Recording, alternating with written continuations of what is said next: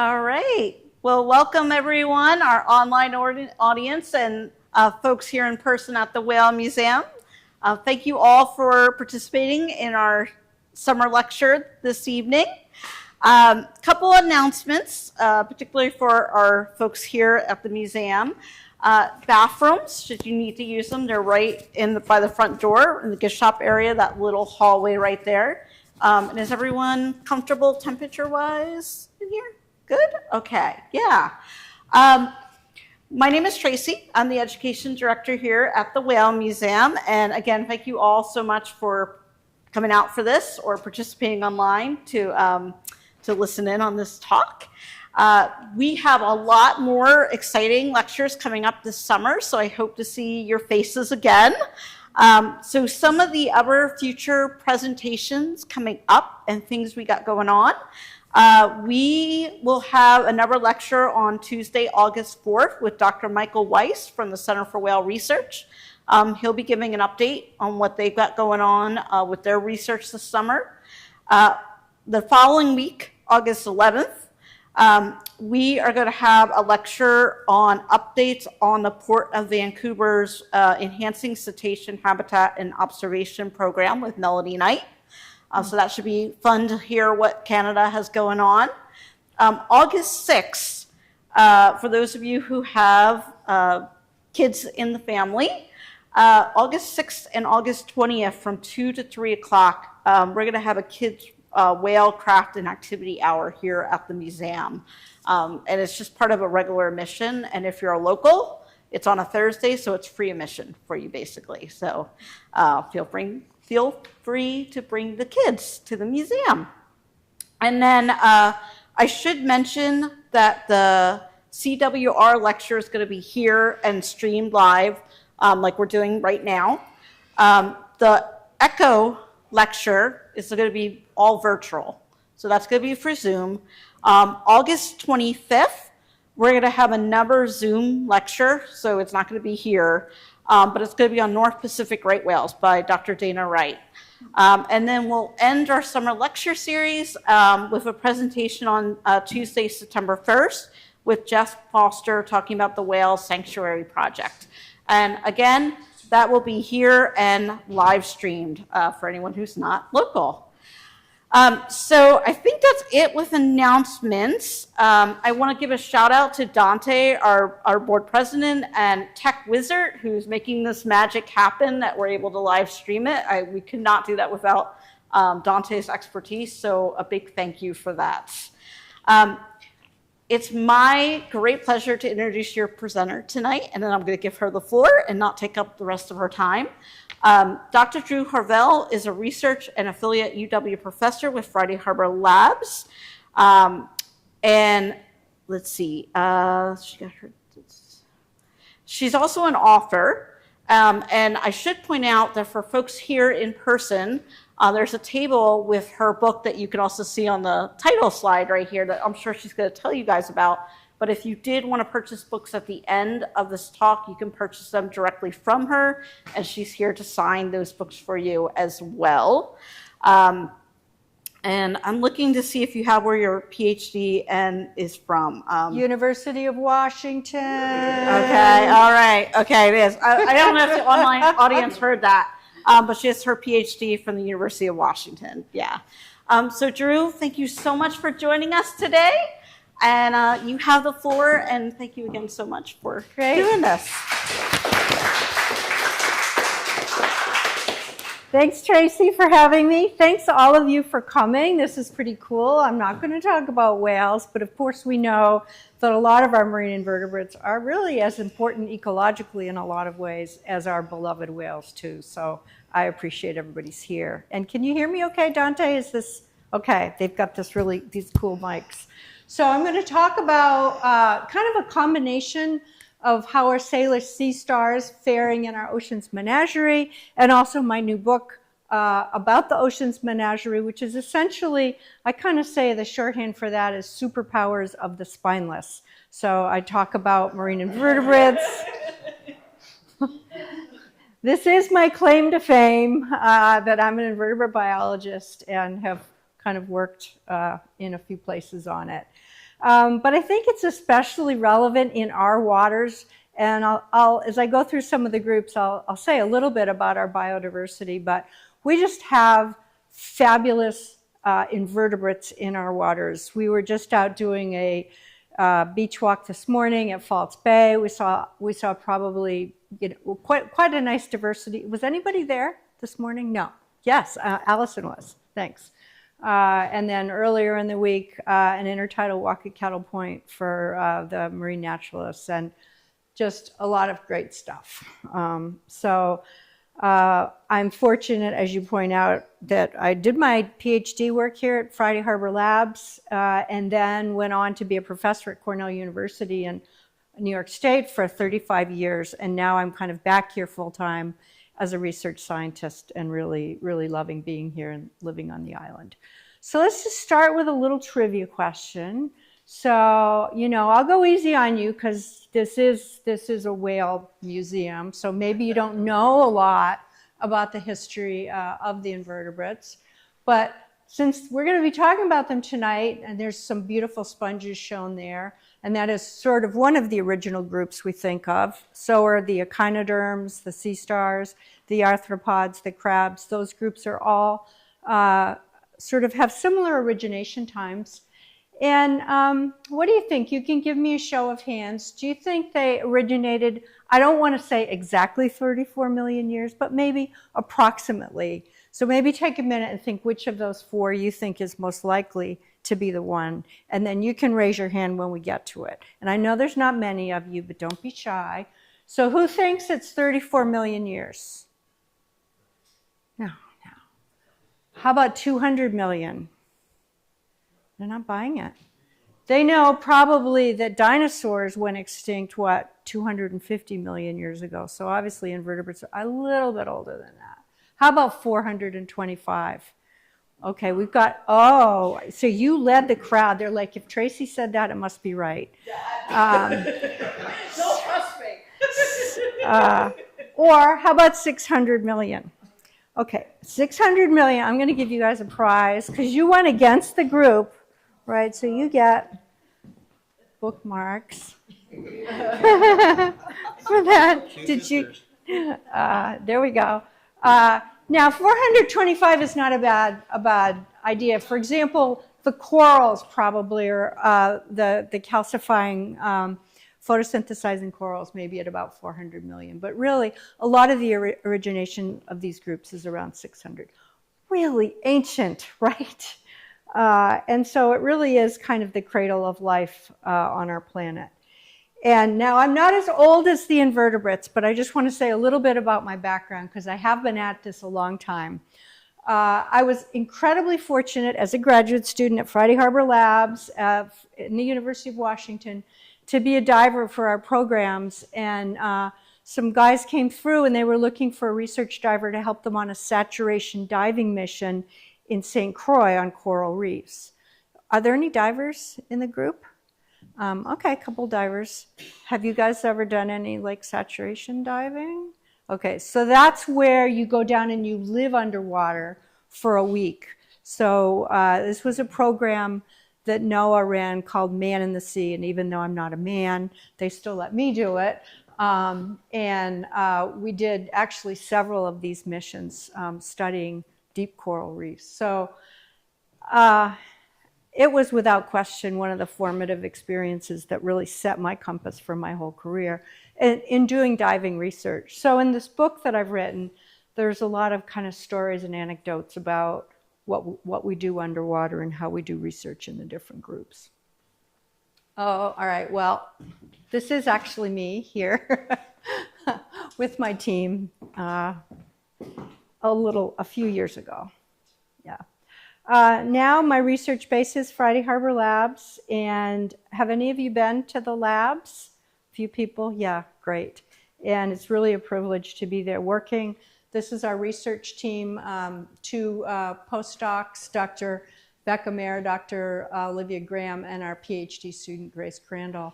And our work, I'm not going to talk too much about the research on eelgrass, but one of our big projects is the health of nearshore habitats, and particularly eelgrass.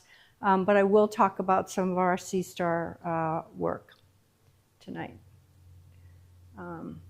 And I'll talk a little bit about the book. I'll kind of try to weave that in.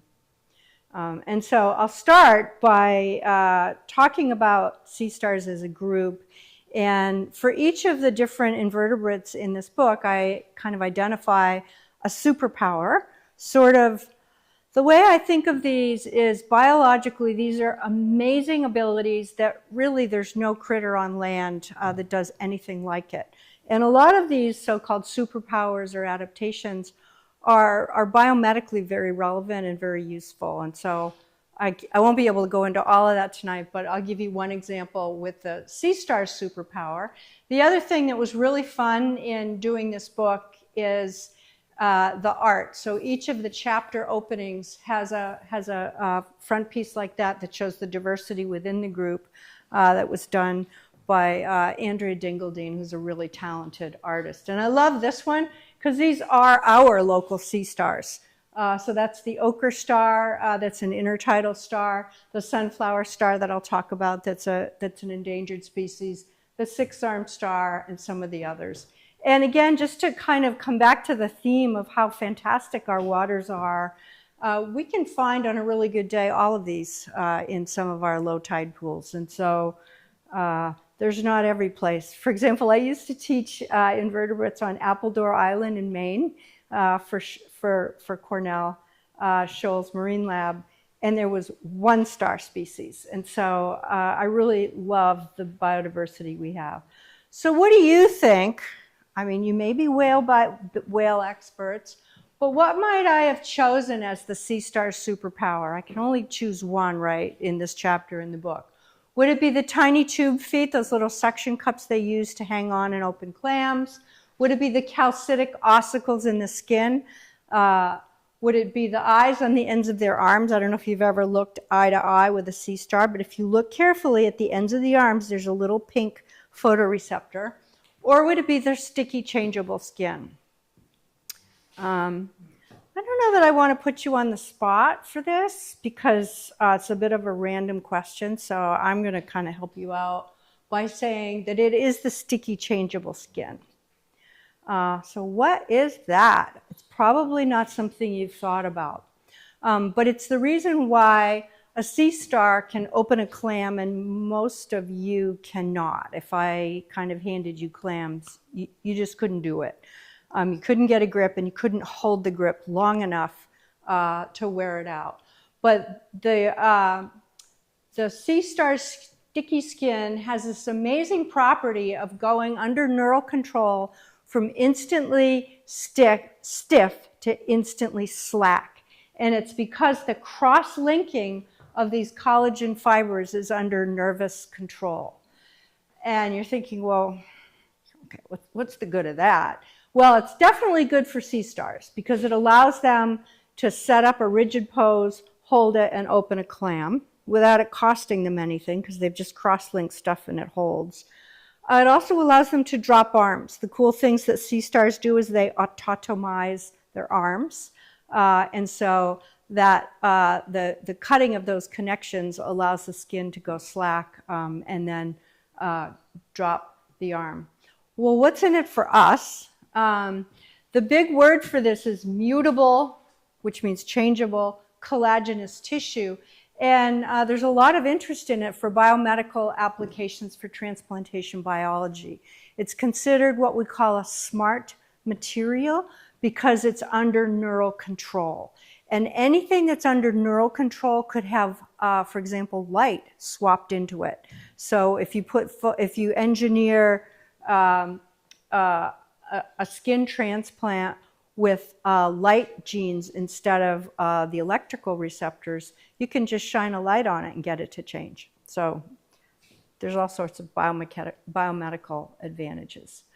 But despite these fantastic superpowers, our sea stars have had big problems. The sea star outbreak that started in 2013 continues on the West Coast. It's been catastrophic for the biodiversity of our stars, particularly for the one shown there. That's the sunflower star. It's the largest star in the world. It's an endemic species. It doesn't occur on any other shore other than our west coast, anywhere else in the world. It's this big. It's very big. And it's an impressive predator that's ecologically important. But of all the 20 species of stars that were affected by this, and I like to say, it sounds a little bit dramatic, but it's not wrong to think of this epidemic as being like the COVID of stars, because it's transmissible in water, as COVID is still transmissible in air, and it affects multiple species. So at least 20 species of star were affected by this. And I don't know if some of you remember, but these were just washing up on our beaches, and it was really, really pretty horrible for those of us that care about ocean biodiversity. The sunflower star, not everybody could see it, right? It's subtidal, so it's below the tide line. But we had catastrophic declines. We published a couple of papers. This was one that I'm really proud of. A disease epidemic and a marine heat wave caused a continental scale collapse of a pivotal predator, the sunflower star. And so for the last 10 years, we've been actually working on this. And so I just wanted to give you a little sense of the magnitude of it. On the top there is 2013, October 9th. 3 weeks later, on the 29th, all of those stars basically died really catastrophically. And it was sort of the beginning of seeing this happen for a lot of other species as well. These are our ochre stars. We were actually monitoring them starting in 2014. And you don't have to look at the whole plot. Oh, wait, I have a laser. But I just want you to notice the drop. Some of our sites, we had 425 stars at the beginning and just plummeted in that first summer of 2014. And a little further in the talk, I'll give you the updated data. This is as of 2019. The numbers are still much lower. However, we feel that they're quite stable. This species still seems to be tolerating the declines. This is the data. We started taking data on how many sunflower stars were sick by divers in 2015. And this is kind of interesting. If you looked at large stars in May, most of them were fine. There were a few sick ones, maybe 5%. By August, virtually 100%. And so this thing just rolled through our waters, rolled down the coast to California, and particularly hit the sunflower star. Now, some of these other stars, you can see the numbers are a little lower. What is it that's hitting them? I'm going to tell you, but it's taken us 10 years to figure that out. So I have to show you this part, and then I'll tell you what it is that's hitting them. But I will confirm that it is an infectious agent. So there was a lot of argument about it. It was like, oh, maybe it's ocean acidification. Oh, maybe it's warming. But for the scale of this calamity along the entire coast, those were kind of unlikely explanations. So this was work that we published kind of at the beginning, and this shows citizen science data. So this is from divers back to 2006, showing quite a few regular sightings of the sunflower star. And then in 2013, it just plummeted. So this was some of the first data showing that we had a problem. There's a bunch of lines on this. I want to point out this is the other reason why this has been such an interesting story, because this group of sea urchins immediately expanded, and they've continued to expand in the absence of their predator and are decimating kelp beds. And then at the very end, I'll come back to mention this. This guy was fine. So this is one of our local leather stars, and it, in some work we've now shown, is basically immune. So not every star was affected, and there's a bit of a puzzle about what's going on with this guy. So this is just more of the same kind of data, except to show all of the major oceanographic basins in our waters in the Salish Sea showed the same huge declines, and then all the way down into California. And so this was a problem because of the impact, because this predator eats this herbivore, which chomps and mows down kelp meadows. And so when you remove that predator, these guys just exploded. And they've been decimating kelp meadows, particularly in California, but also here we're finding some impacts as well. And this is what you end up with. So the Nature Conservancy became involved in our project because of the ecological impacts. Oh. Suddenly it just seems like it stopped, Dante. I don't know.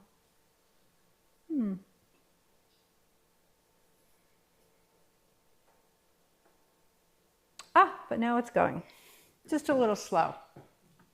So I've worked on a lot of marine ecology projects around the world, a lot of coral work in Asia and Indonesia and Australia. So this was kind of my first project working on a conservation project with a temperate species like this. But I was really fortunate to be involved in the Nature Conservancy's Sunflower Star Recovery Plan. And this has been really inspiring. So our team was able to list this guy as an endangered species to bring the research attention it needed. This is the IUCN Red List assessment of that.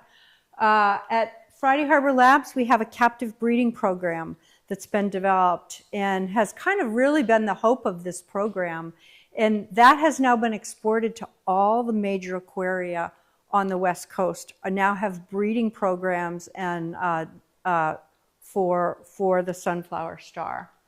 But none of that was going to work if we didn't know, like your question, what it was that was killing them. So my team was tasked with the epidemiology, or figuring out what is it that's killing them.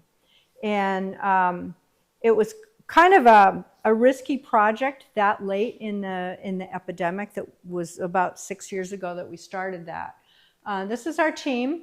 We're set up at a fish virus lab at Marrowstone Point, led by Dr. Alyssa Gaiman of Hackeye Institute in Canada.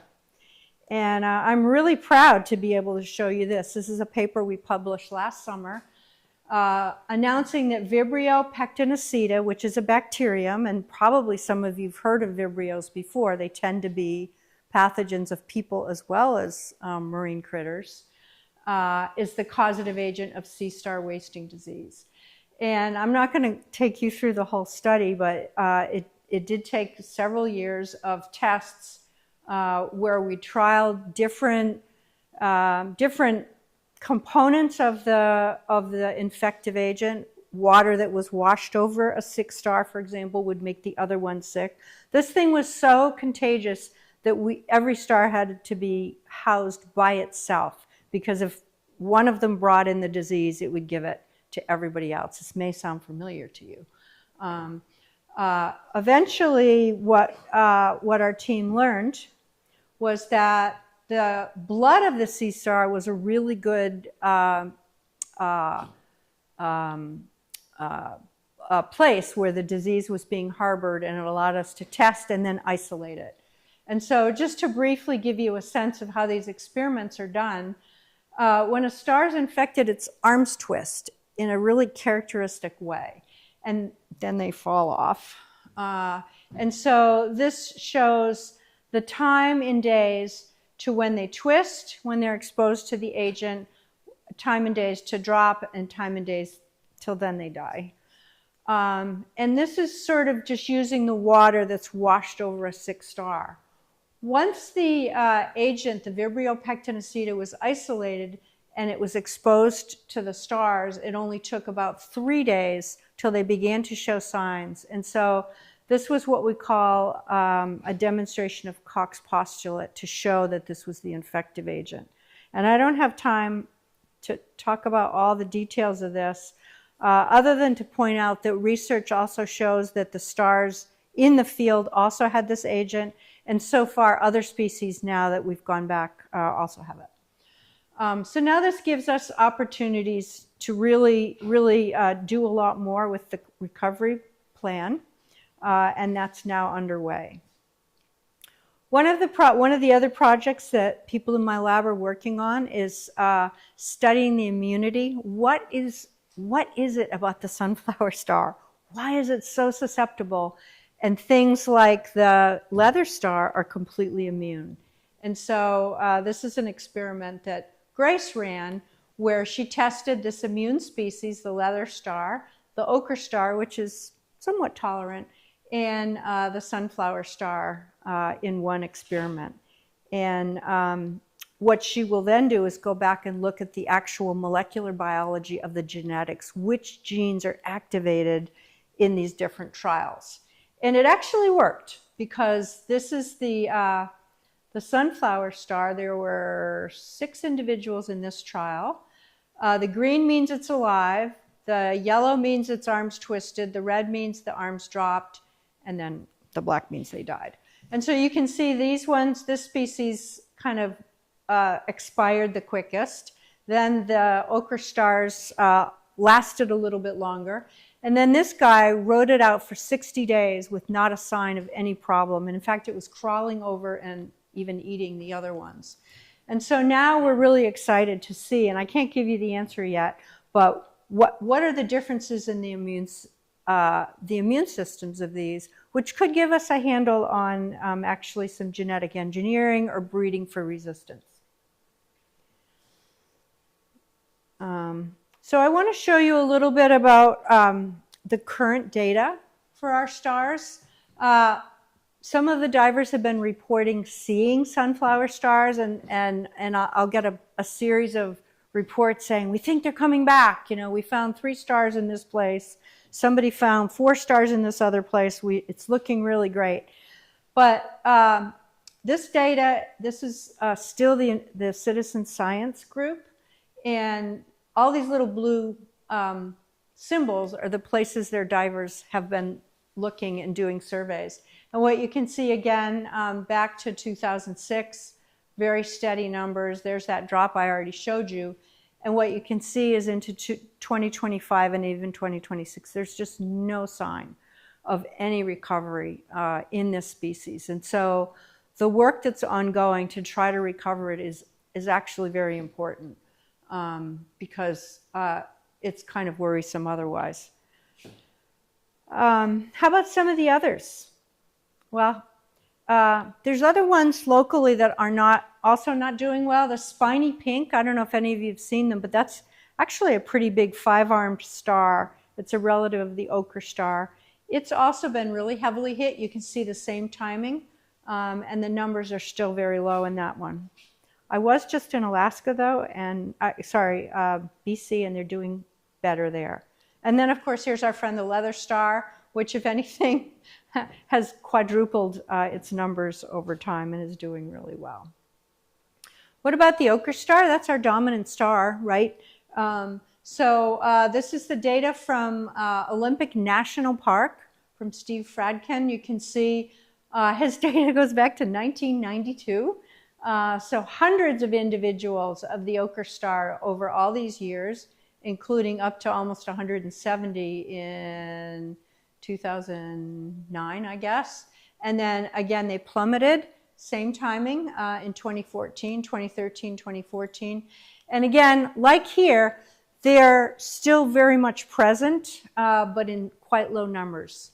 In California, Point Conception, they've done a little better, slowly creeping back up. So we're keeping an eye on these. We do find occasional mortality still. We do find this in our waters.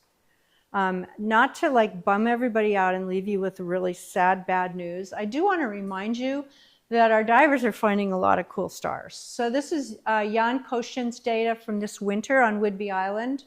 And you can see he's found quite a few of the sunflower stars. Of course, lots of the leather star. And here's the spiny pinks. So he's finding those as well. So there definitely are pockets of better places in our water. And the best news is that there's some big refugia that have been identified in the fjords of British Columbia and Alaska. So this is a little plot of the of the fjords. The little yellow and red are where the surveys were outside the fjords, and the blue are the surveys that were done inside the fjords. And what you can see is these are the size from 2013 to 2023 of the sunflower stars they found. All of the ones out here are rare and small, okay, because they were lost. The ones in the fjords are common and big, like really big. And so, and thousands of them. And so this was really exciting. We don't know what the conditions are in the fjords. They tend to be colder, and cold water is good for them. We were just on a kayak trip into British Columbia, and I know this looks a little bit weird, but this is a paddle, and like the first 10 minutes that we kayaked out, somebody found this little sunflower star on a kelp blade, and we were looking. It's only about that big, and we were looking at it. So we're really happy to see that there were fair numbers in British Columbia. So just as a bit of a summary about this part of my talk, we have seen a lot of concerning loss, multiple species decimated over the last decade. The sunflower star and maybe the spiny pink appear they're driven close to either threatened or endangerment. Vibrio pectinacida, I didn't tell you the whole story. I'm kind of going fast. Pectinacida, so that's the species name of this bacterium. Pectin means scallop. Acida means killer. So Vibrio pectinacida was previously reported as a pathogen of scallops. And so that's one of the clues we have that, you know, maybe this was somehow an introduction to our waters. We don't really know the answer to that yet, but that is one of the hypotheses. It's still a big jump for a disease agent to go from scallops to sea stars. We don't see that every day, but it does happen. The recovery program is underway with captive breeding, and now we can monitor the pathogen. And we're still seeing continuing mortality. I'm a little worried this is a heat-sensitive disease, as actually a lot of our ocean-based ones are. And unfortunately, we are in the middle of a growing El Nino. So our waters are warmer than normal, and they're going to probably continue to warm. And so that could make things a little worse. Does anybody have any questions about the sea star wasting before I'm going to kind of sort of merge into some broader themes here? Yeah. What kind of change are you talking about with regard to temperature warming? You just said just now. Yeah. A little bit warmer. What are you talking about? So some of the warming conditions will be 2 or 3 degrees we have daytime low tides. And so particularly in the intertidal, might be 2 or 3 degrees warmer than normal. The average temperature might only be running a half or 1 or 2 degrees above normal.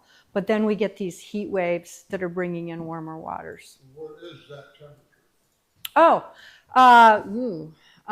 This time of year, I only know it in centigrade.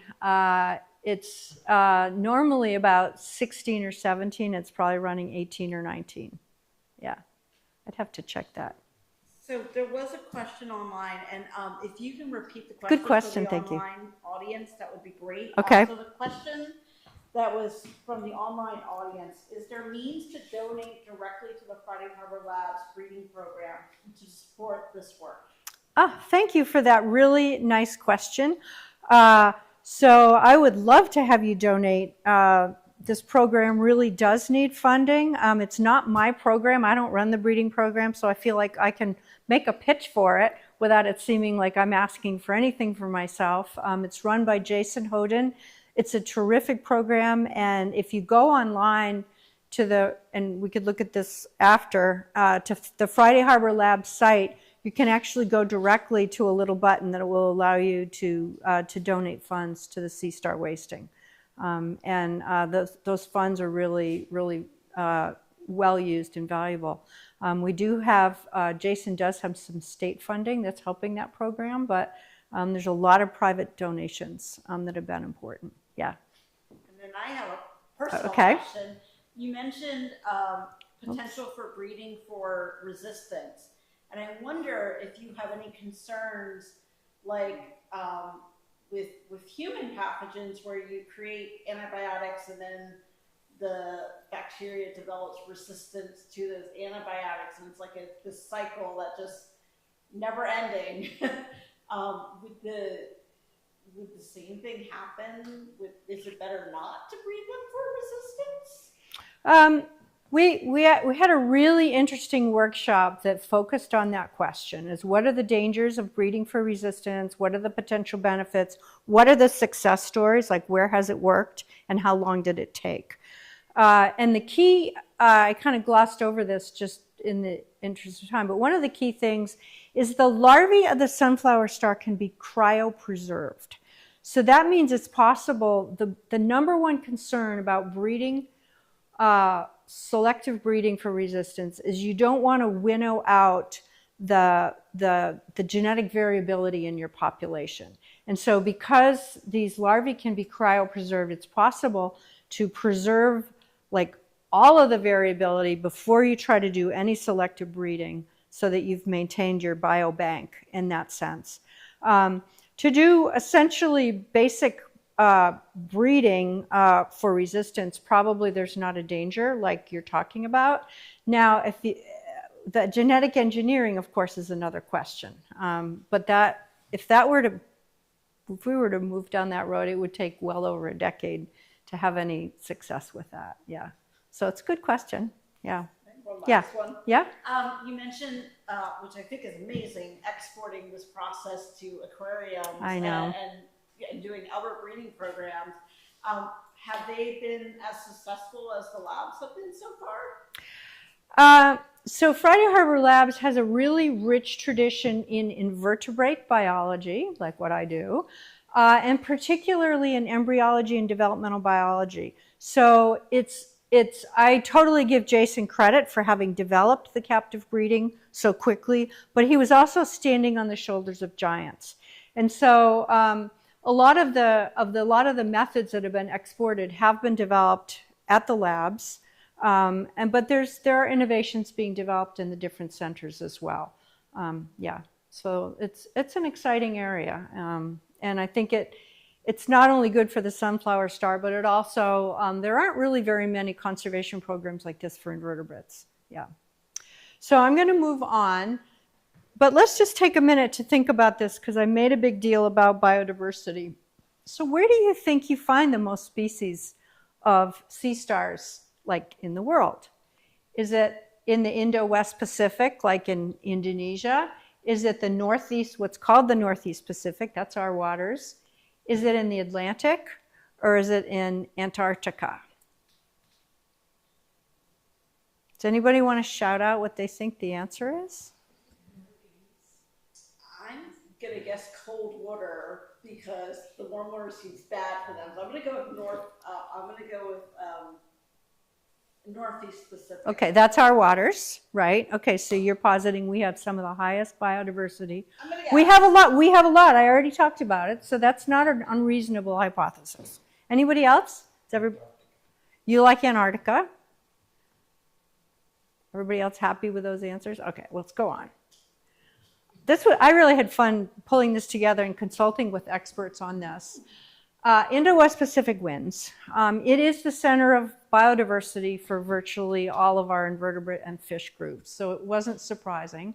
It was a little surprising to me that it was so much higher than our species number, but we got a lot. Now, you're not going to, on any good day, go out and find 350 stars or even 85, but if you were to dig around, especially in really deep water, you would find more than you might expect.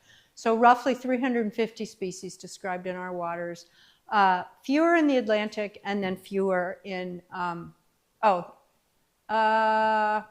I'm sorry, I didn't provide the numbers for Antarctica. I think I didn't have them. I'm really sorry, but it's not one of the winners. I can just say that. And the other thing to keep in mind is all of the taxa that we have, the mottled star, Leptosteris hexactus, the 6-armed star, the sunflower star. These are all endemic. They only live in our waters, our coast. Yeah. So this is just my granddaughter, and since we're talking about biodiversity, I just love the fact that we have so many of these in our tanks at the lab. And so this is just a random day in the conservation biology class at the labs. I brought my granddaughter in, and she gets to just see all this really cool stuff and get her training as an invertebrate biologist started. I want to say a little bit about this book. This is what it's about. So if you like sponges, corals, sea fans, sea slugs, giant clams, octopus, and jellyfish, you will love this book. And if you didn't know that you liked those groups, you might still really like it, because some of the fun of it is learning things that you really didn't know anything about. And so the sponge chapter is about the incredible biomedical chemicals that have been found, especially anti-cancer compounds, and are being currently used. And that was work that I was able to do as a young professor, not the chemistry, but actually helping find those sponges. I'm going to say a little bit about the sea slug sting, because I think everybody, even if you're whale people, you love nudibranchs. And then the jellyfish's light show, I think, is a really fun one, because one of the really amazing biomedical finds was again, the Nobel Prize was awarded at Friday Harbor Labs for discovering the bioluminescent chemical green fluorescent protein there. And it is used in all kinds of molecular and neurobiology. And so I talk about that in that chapter. And then I could look at these all day long. I just love each of the chapter openings. So these are the nudibranchs. Of course, we've talked about the stars. This is the jellyfish image, and the cephalopods or octopus. So one of the themes in the book, other than sort of the ecology and just the wonder, I mean, that's the part that's important to me, the wonder of finding these things and what they do in nature, is the leads for bio-inspired design. And so I've already talked about the sea star's sticky skin, and in the couple of minutes I have remaining, I'll say a little bit about nudibranchs, because they're amazing. And these are, again, our local nudibranchs, our sea slugs. And again, this was a random day in our conservation biology class at the labs, and these were all of the different species that were in the tank at any one time. Some of them eat sponges, some of them eat bryozoans, some of them eat sea anemones. One of them, and I'll come back to that, one of them does this. It eats a prey that makes harpoons. It eats sea anemones. Sea anemones have stinging cells. Perhaps you've heard of Portuguese man of war, and you know that you would not want to touch a Portuguese man of war, because you'd get a really bad sting that could make you very sick. And that bad sting is caused by these little cells that fire and then have a little venom gland at their base. So what does that have to do with nudibranchs? Well, there's one group of nudibranchs that's able to uptake those from their sea anemone prey and use them in their own defense. And I'll show you an example. This is one of the guys that does it. This is Aeolidia. This is the nudibranch, and it's hunting. It's hunting the sea anemone. So it's going to eat the tentacles, and then it will load the nematocyst all the way through its digestive system and up into those extensions of its digestive system. So how does it do that without getting stung? And one of the fun stories for me in the book is talking about how scientists for hundreds of years worked on trying to figure this out. And what we know now is that it ingests the immature, unfiring nematocysts. So it sorts through them, ingests the ones that haven't aren't ready to fire yet. And then to me, the really amazing biological superpower is completes the maturation in the pockets in these little protrusions from its back, and then can fire them. And in fact, can so potently fire them that one of the predators that eats the Portuguese man of war is called the sea dragon, the blue dragon, and it can close beaches in Australia from the concentrated stinging cells that it gets from a Portuguese man of war. So let me continue. And so just to go back here a second, so it's not all of these guys that do it. It's just this one species here that's in the particular family of nudibranchs that actually does the thing. And very briefly, how does it work? So these are those little projections on its back. Each of them, if you look at it in diagram, has a chamber inside it. And the little nematocysts, or the stinging cells, are encased within a membrane in which it develops, and then they can fire out the end there. This is the blue dragon. The blue dragon itself is really, really beautiful. There was this great article in the New York Times last spring saying, "We are all shocked. Warming waters bring a stinging sea slug to Spain's coast." And actually talked about the fact that this thing was dangerous enough they closed the beaches. And it's not making its own. It is acquiring them from its prey.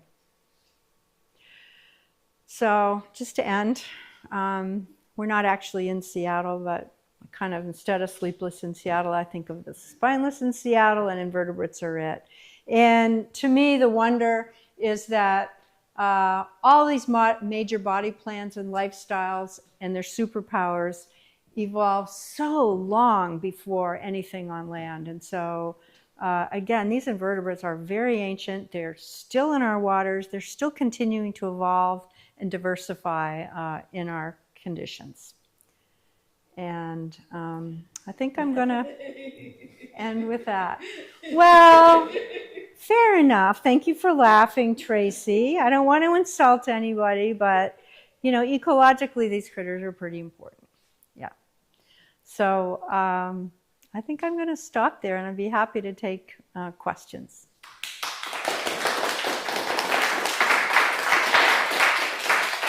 Thank you. Thank you. Yeah. Any idea about why that infection spreads so quickly and so devastatingly? We really don't. I mean, there's a... It did. There are a lot of mysteries. I mean, there are other outbreaks in the ocean. For example, well, I've written more than one book, and I'll just put this up here just kind of to make this case. I wrote a book about ocean outbreaks and about multiple different kinds. So the sea star was one of the outbreaks, but for example, abalone, the black abalone in California were hit by very widespread. Same thing, spread quite quickly, and it took 10 years to figure out the bacterium that caused that. Now, our little pinto abalone here, which are also endangered, are very susceptible to that disease, but they don't get it because the waters are cool enough. So yeah, that's a good question you asked. There's a lot we don't know about. It's pretty hard studying these kind of infectious agents in the ocean. Yeah. Yeah. I did think of a question about the sea stars.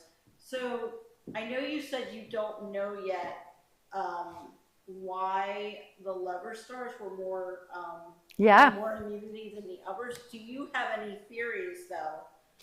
Even though you don't know for sure at this point. Oh, we don't know at all. We really don't know what it is about the leather star that's making them completely immune to something like that. And I mean, we're hoping that we will learn something from the immunology, that there's just some immune genes that are turned on in that species that we don't have in some of the others. So that's what we're thinking. that's what we're investigating. There could be something else, but we just don't know what it is. Yeah.